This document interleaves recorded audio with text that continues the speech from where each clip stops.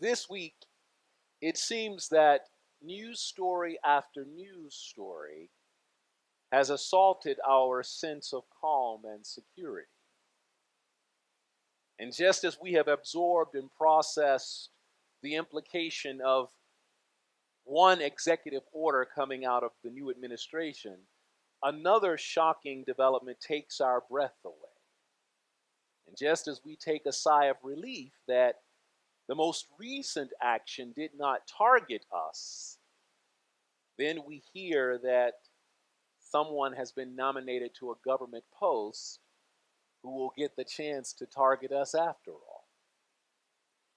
And in our exhaustion and disorientation, we blurt out the question to which a concrete answer does not readily issue forth.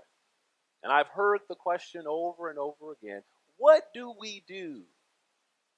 Or what are we going to do? And underneath that question is that perennial question of exploration, who am I or who are we if things change in a negative way? Who are we now? And what are we going to do? These are questions that we will always confront, especially in uncertain times. Who are we, or who am I? And what do I do now? Or what are we going to do? These are the questions with which Israel was wrestling when Jesus began his ministry. And all the more so when Jesus gathered his disciples and followers on that mountain to teach.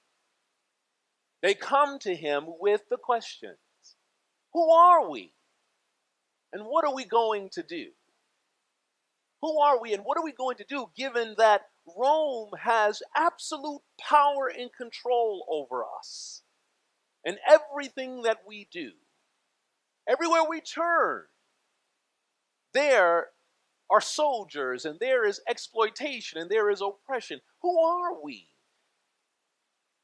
And Jesus starts by assuring them, and we went through those Beatitudes last week. Jesus starts by assuring them of their place and identity in his Beatitudes, pronouncing blessings on Israel, blessings on these people, even as they feared that their conditions of poverty, grief, and meekness were divine punishments, and that their acts of mercy and peace and justice were futile and unrealistic. And Jesus continues that sermon in the text we have today. He opens up the answer to the question of who are we and what are we going to do? His answer, you are the salt of the earth. You are the light of the world. That is who you are. Now, I'm going to be honest with you. If Jesus said that to me, I'm like, what does that mean? Exactly what are you talking about? My head is about to be bashed in. I can't afford to live on the salary that I get or wage. What are you talking about? I am the salt of the earth. There are people who control our very movements. But Jesus answers, you are the salt of the earth. You are the light of the world. And so Jesus, in those two pronouncements, in calling these people salt and light, Jesus is calling his disciples and followers to remember that they are the ones who, with their passion and zeal for liberation, they are the ones who enliven a dead world. They are the ones who can be shining lights that overcome the suffocating darkness of a cold and faithless world. Now, again, I don't think that they are convinced, because if I was there, I wouldn't be convinced. If Jesus told me I was the salt of the earth and the light of the world, I wouldn't take it. But Jesus continues. He wants them to know. He wants them to know. And I imagine someone would say to him, Jesus, we live under occupation. We are oppressed and we are exploited. And here's the thing. If I run around saying that I'm salt and light, I might even get killed. If I go around saying that somehow I'm important or somehow I matter, I might get hurt. And see, in that response, in someone thinking that way, Jesus knows that Israel was not only occupied physically and economically, Israel was occupied spiritually.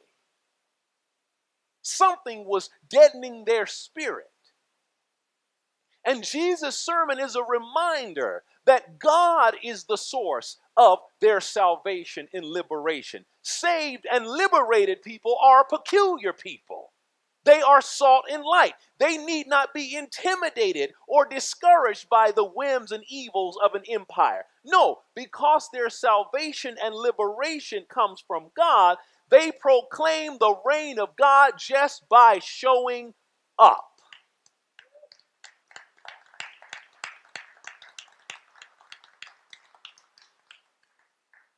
Every time the empire sees you worshiping and praising and serving, you show them that there's nothing they can do to stop what God is doing. Every time you keep showing up and you keep praying and you keep touching and you keep loving your neighbor, there is nothing they can do to stop what's going on. According to one commentator, Israel is overpowered, outnumbered, and often overlooked. But God declares that they are salt and they are light. They are the revealers of God's reign of justice and righteousness in the midst of imperial failure. They are to show the world by their witness and their light that God's kingdom is the new reality. Somebody else in that crowd, I'm sure, when Jesus started calling people salt and light, retorted to Jesus that, shouldn't we just keep our heads down? Shouldn't we just keep praying and worship like we do, always do? But, always just, let's stay in the scripture. Let's not make any waves so wrong will leave us alone. You know what I'm talking about. Let's keep politics out there. We don't want to talk about this stuff. And doesn't this gospel you're preaching, doesn't it contradict what we learned from Moses and the prophets?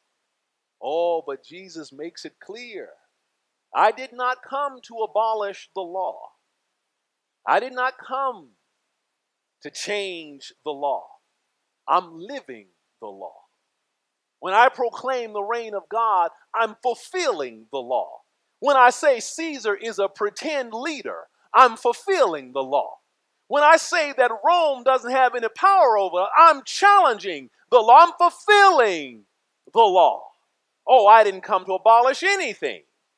I come to tell you right now that as long as we love God with our heart, mind, soul, and strength, and we love our neighbor just as we love ourselves, we are not contradicting God at all. We are making God all too real in a world who wants us to divide ourselves from each other.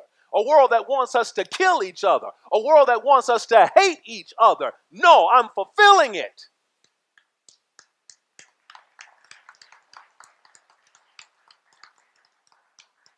No, Jesus' ministry was not a license to throw away tradition. Jesus himself was the embodiment of that tradition.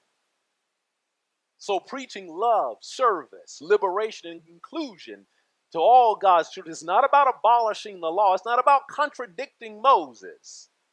No, to love, to serve, to liberate, to include is the very essence of God's law. So the disciples and followers of Jesus must exceed the faith and witness of those religious folk. You know religious folk. They can pronounce everything to you.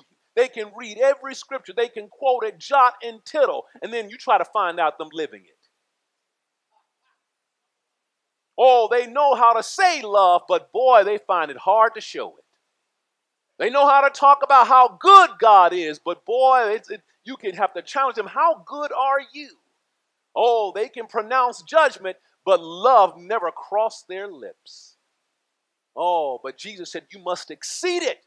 And how can you exceed the religious folk? You exceed the religious folk by following what God says. Love your God with all your heart, mind, soul, and strength, and your neighbor as yourself. Oh, now all God's children, what I'm telling you is that this sermon that we just read today is all the more relevant for us now.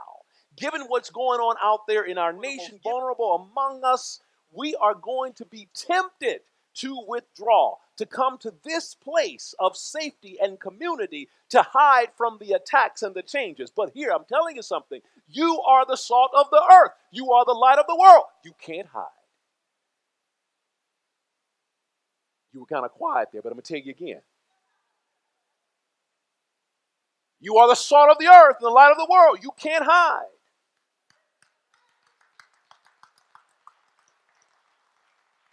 We're going to be tempted to say, oh, let's just leave it out there. Let's just come here and forget what's going on. No, you can't hide. You've got to bear witness. We've got to bear witness with our very lives.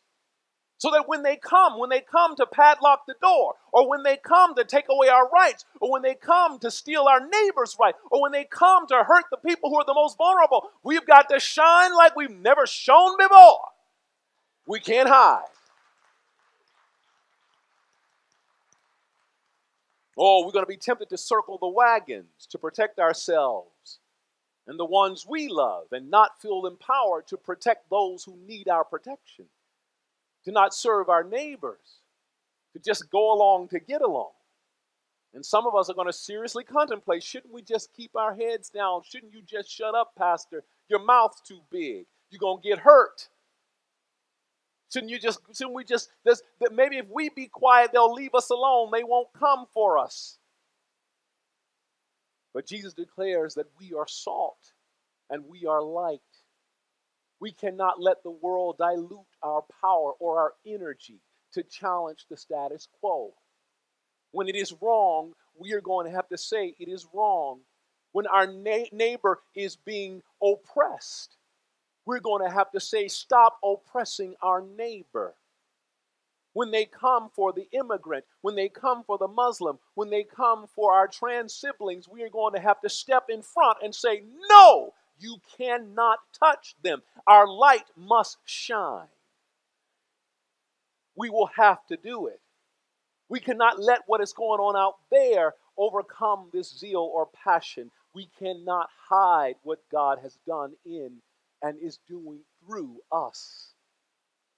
We certainly cannot try to cover up how God's unconditional love transformed us, how God healed us, how God protected us, how God empowered us, how God has called us to do it. We can't hide those things away. All the more reason now to come forward with it. We cannot let our hearts and spirits get preoccupied and be occupied by divisiveness, not by ideology, not by party, not by any of it. We bear witness to a God of love, liberation, and inclusion. We are in the middle of Black History Month. And I'm always challenged when I go and just spend a lot of intentional time reading about Black history. And so far, this Black History Month, for some reason, I have been reading about the history of Sunflower County, Mississippi, where I was born and raised. And I've always been a part of a very rich and vibrant religious community. People praising and singing, letting their light shine no matter what. And they tell me of the story of a woman, Fannie Lou Hamer, in Sunflower County, 1962. A bunch of sharecroppers, Fannie Lou was a sharecropper, a bunch of sharecroppers decided to go and try to register to vote. And they said on this big yellow bus, there were about 18 or 19 sharecroppers. Most of them men.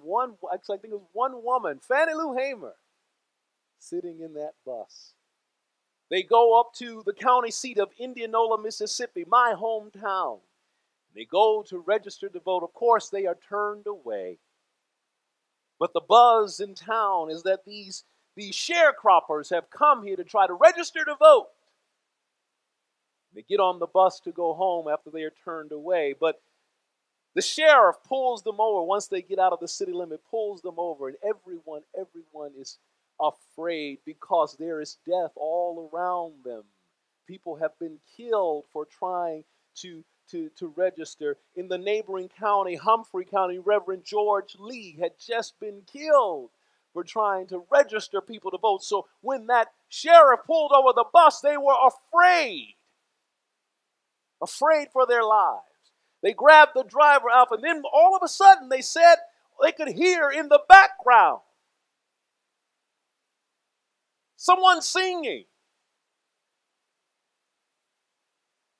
It was Fannie Lou Hamer. She was singing, praising God as they were being pulled over with the sure thought that we won't make it out of here alive. And guess what song you think she sang? What song do you think she sang? This little light of mine, I'm going to let it shine. This little light of mine, I'm going to let it shine. She was shining in the face of death, in the face of not knowing what was going to happen. So all God's children, here's my point to you. No matter what happens, no matter who comes to the door, no matter what comes out of a White House, or no matter what comes against us, no matter what the state legislature is planning to do to us, we're going to let our light shine.